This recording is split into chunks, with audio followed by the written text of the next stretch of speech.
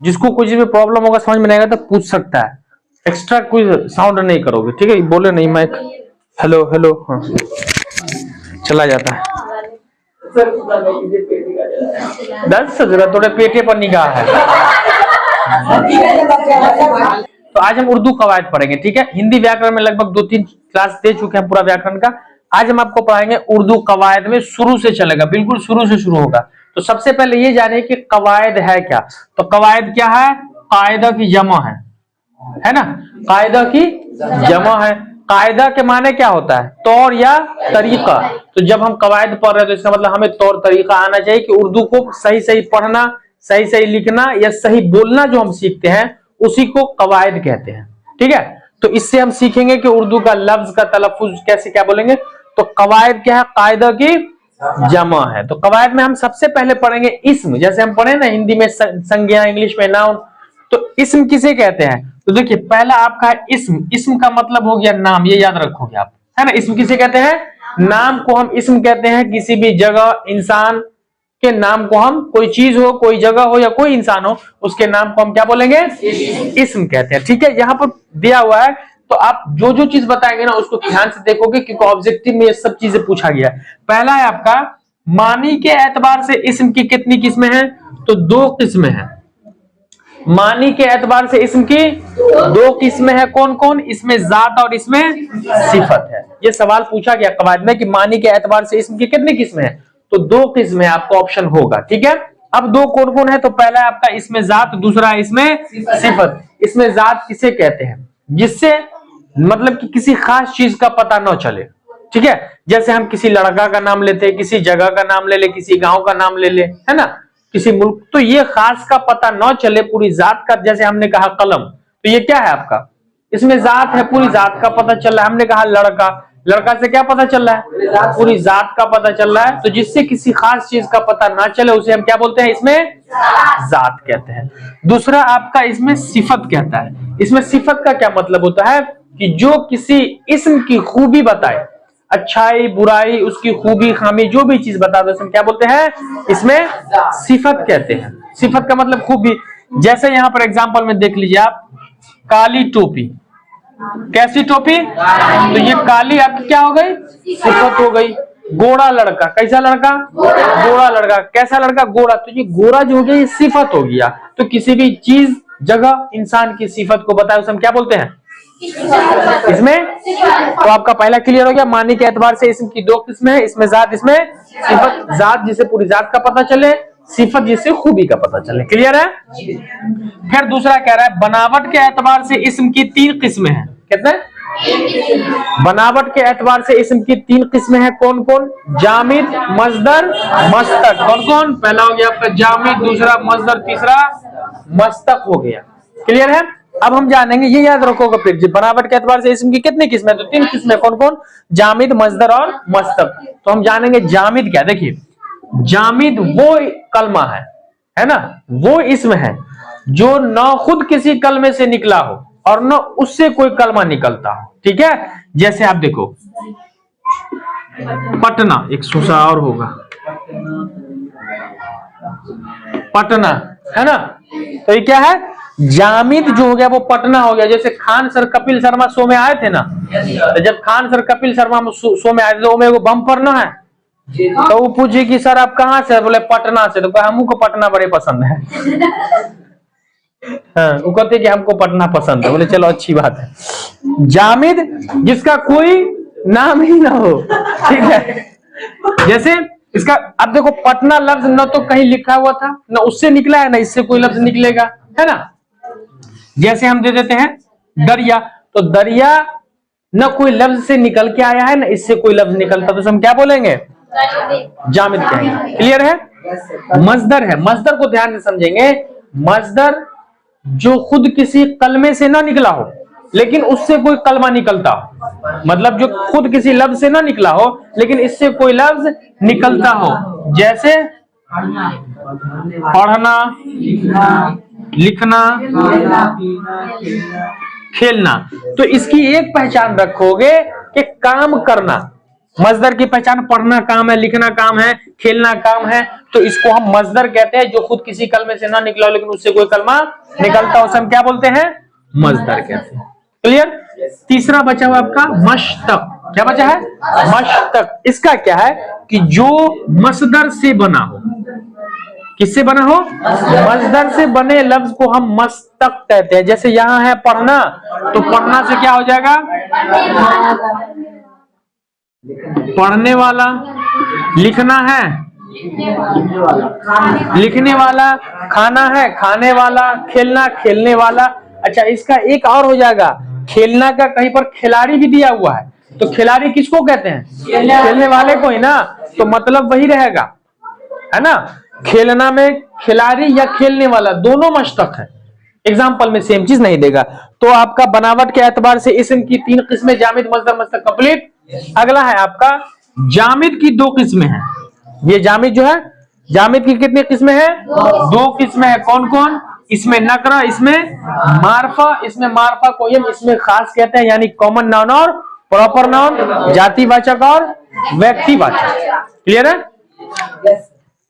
हम जानेंगे इसमें मारफा क्या है। इसमें मारफा फिर वही चीज है कि इसमें मारफा जो है, जो किसी खास चीज के लिए नहीं बोला जाता हो। हमने कहा गाय, गाय से पूरे जानवर, गाय जितने उस पूरा का पता चल रहा है, तो ये क्या हो गया आपका? इसमें मारफा। हमने कहा गांव, गांव से मतलब पूरा गांव। हमने कहा दरिया, मतलब पूरा दरिया, है ना।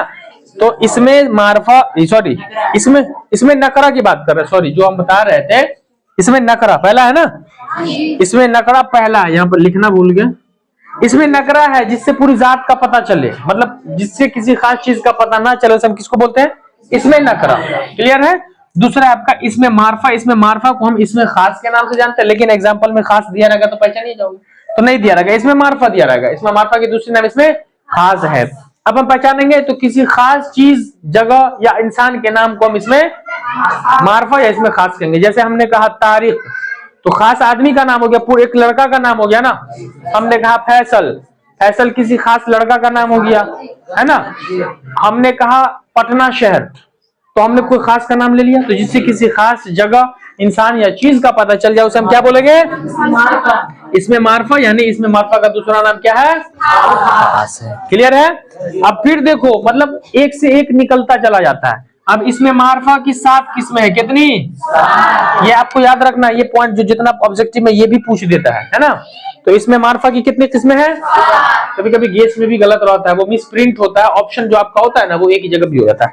तो इसमें मारफा की 7 किस्में हैं। कौन कौन? ध्यान से देखिए, इल्म, जमीर, इशारा, मौसूल, मजाफ, माहूद, मनादिया, है ना। तो पूरा 7 हो गया। फिर हम 7 का डिफिनेशन पढ़ते, डिटेल्स पढ़ते। पहला है आपका, देखिए पहला इल्म है। इल्म भी हम इसम की तरह है। इल्म उस नाम को कहते हैं जिससे किसी खास का पता ना चले। जैसे हमने कहा अहमद, पटना, तारीख, किसी भी खास मतलब आम नाम को हम क्या बोलेंगे? इल्म कहेंगे, है ना। यानी हाँ, इल्म में है कि जैसे कि कोई ऐसा नाम, जगह का नाम दे दो, आदमी का नाम दे दो, क्या हो जाता है? इल्म हो जाता है। क्लियर? ये जमीर, जमीर जो है ना, हम सर्वनाम को कहते हैं जो किसी इस्म के बदले में इस्तेमाल होता हो, या फिर इसका दूसरा डिफिनेशन है कि बार बार एक ही नाम को इस्तेमाल करने से बचने के लिए जिन लफ्जों का इस्तेमाल करते हैं, हम उसे क्या कहते हैं? जमीर कहते हैं, उसे जमीर कहते हैं। जैसे कि वह, तुम, हाँ, ये क्या हो गया आपका? जमीर हो गया, है ना। अब देखो, हम कह रहे हैं वो एक लड़का है, तो वह का नाम होगा ना कुछ ना कुछ। वह का नाम हामिद होगा, जामिद होगा, माजिद होगा, साजिद, कुछ भी होगा। हमने कहा तुम एक लड़का हो, तो तुम का कोई ना कोई नाम है, तो आपके नाम के बदले में हम इस्तेमाल कर रहे, तो ये जमीर हो गया। क्लियर है? जमीर। अगला आपका इशारा है। देखिए, ये सब क्या है? इस्म है। ये टोटल जो आप पढ़ रहे सब इस्म है। ये इसमें जमीर, इसमें इशारा। अब इसमें इशारा क्या है? तो जिससे किसी चीज, किसी आदमी या फिर किसी जगह की तरफ हम इशारा करते हैं, उसे हम क्या बोलते हैं? इसमें इशारा कहते हैं। जैसे वह, है ना, जैसे ये, जैसे इसी का जो जमा हो जाता है वो सब, इसका आ जाता है ये सब। वह घड़ी है, तो अब हम जो वह कह रहे थे, इशारा कर रहे हैं ना, इशारा करना होगा। अब हम ऐसे कह रहे हैं वो घड़ी है, या तो फिर गर्दन से वो घड़ी है, यह चक्कू है, ये ना। अगर हम ना हाथ हिलाएं और ना गर्दन हिलाएं, हम सीधे कहें कि वो चक्कू है, कोई समझेगा? मतलब इशारा करना पड़ेगा ना।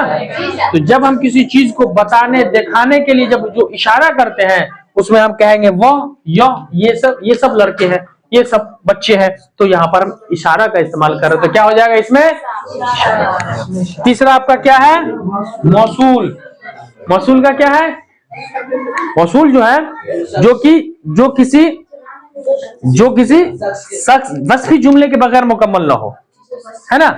मौसूल का क्या है कि जो किसी वस्फी जुमले के बगैर मुकम्मल न हो। तो वस्फी जुमला कौन हो जाता है?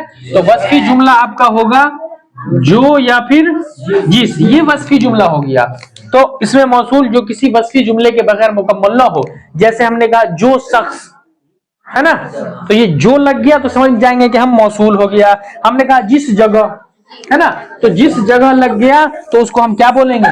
वो हमारा इसका मतलब इसमें मौसूल हो गया। तो याद रखना, इसमें मौसूल जो किसी वस्फी जुमले के बगैर मुकम्मल न हो, जो शख्स, जिस जगह। ये चार आपका क्लियर है। पांचवा मजाफ है। क्या कह रहा है? मजाफ। मजाफ का क्या डिफिनेशन है? वह इसम है जो किसी दूसरे इसम से लगाव हो, है ना, ऐसा इसम। मजाफ का मतलब है कि जो अकेला ना हो, किसी एक नाम का लगाव दूसरे नाम से हो, एक इसम का लगाव दूसरे इसम से हो। जैसे हमने कहा मजाफ का पढ़ा, देखिए खुदा का बंदा, खुदा इसम है, नाम है, बंदा भी नाम है। हसन की कलम, हसन भी इसम है, कलम भी इसम है। माजिद की गाय, माजिद भी इसम है, गाय भी। तो याद रखना, मजाफ का मतलब है जो दो नाम जिसमें हो, जिसका किसी न किसी दूसरे इसम के साथ लगाव हो, टाका भिड़ा हो जिसका, ठीक है। छठा क्या कर रहा है? माहूद, है ना। क्या कर रहा है? वह इसमें मारफा है जो गुफ्तगू, बातचीत या सलीके के तरीके से कहा जाए। माहूद का क्या कह रहा है? वह इसमें मारफा है जो गुफ्तगू के करीने या बातचीत के सलीके से कहा जाए। जैसे उस्ताद आए। अब देखिए ये सलीका है ना, तरीका है ना कि उस्ताद आए, है ना। हमने कहा दोस्त आया, ये दिख रहा है कि नहीं? दिख रहा है ना, कैमरा में भी दिख रहा है ना साहब? हाँ, वेरी गुड। तो दोस्त आया, तो ये देखो बातचीत, हम आपसे बात कर रहे हैं, आप बात कर रहे थे, कौन? उस्ताद आ गए। कौन आ गए? दोस्त आ गए। तो बातचीत और गुफ्तगू के सलीके से, तरीके से जो हम किसी को बताते हैं, उसे हम क्या बोलते हैं? माहूद। छठा नंबर माहूद। क्लियर है? आखिरी आपका क्या बचा हुआ है? मनादिया। अब देखिए मनादिया का बड़ा अच्छा सिस्टम है पहचानने का। आप इजीली समझ में जाओगे कि ये ऐसा जुमला जिसमें किसी को पुकारा जाए, है ना, जिससे किसी को पुकारा जाए। जैसे आप जाते रहोगे, आप कहीं कोई चच्चा को खैनी उनी मंगाना होगा तो कहे बउआ सुन, तो आपको ए बउआ कहा ना, आपको क्या कहा? आपको कहा ए बउआ। तो आप ए बउआ आपको पुकार रहा है।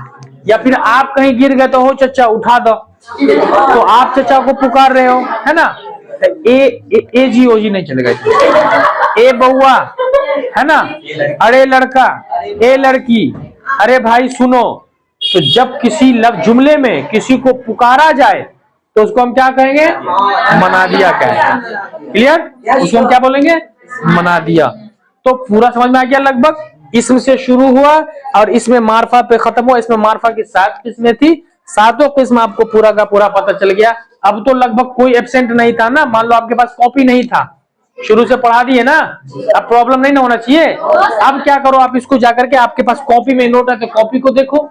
कॉपी किसी के पास नहीं है, कुछ भूल जाते हो तो वीडियो में जाकर के देख लो। प्लस पॉइंट है आप लोगों के लिए।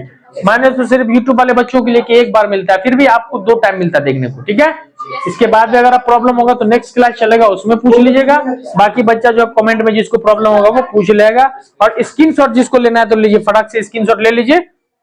चलिए स्क्रीनशॉट ले लीजिएगा, हम देख लेंगे बाद में, ठीक है। तो अगर अगला क्लास आपका फिर इसमें से ही चलेगा, ये 3 पार्ट चलेगा। 3 पार्ट में आपका पूरा उर्दू कवायद कंप्लीट हो जाएगा। जो मैट्रिक में जितना पूछेगा ना, उतना पूरा का पूरा आपका, इससे बाहर कहीं नहीं पूछेगा। मैट्रिक में आपका जितना पूछेगा ना, इससे बाहर नहीं पूछेगा, यही पूछता है, ठीक है। और लाइव वाले बच्चे जो कमेंट में आपको कोई प्रॉब्लम होगा तो पूछ लेंगे, और अगला क्लास कवायद में किस चीजों का चाहिए वो कमेंट में बताएंगे, तो अगला वीडियो मैं उसी पर बनाऊंगा। तो दीजिए अपने हसन सर को इजाजत, और वीडियो अच्छा लगा हो तो लाइक कर लीजिएगा, शेयर कर लीजिएगा, सब्सक्राइब कर लीजिएगा। चलिए मिलते हैं अगले क्लास में, तब तक के लिए जय हिंद, वंदे मातरम।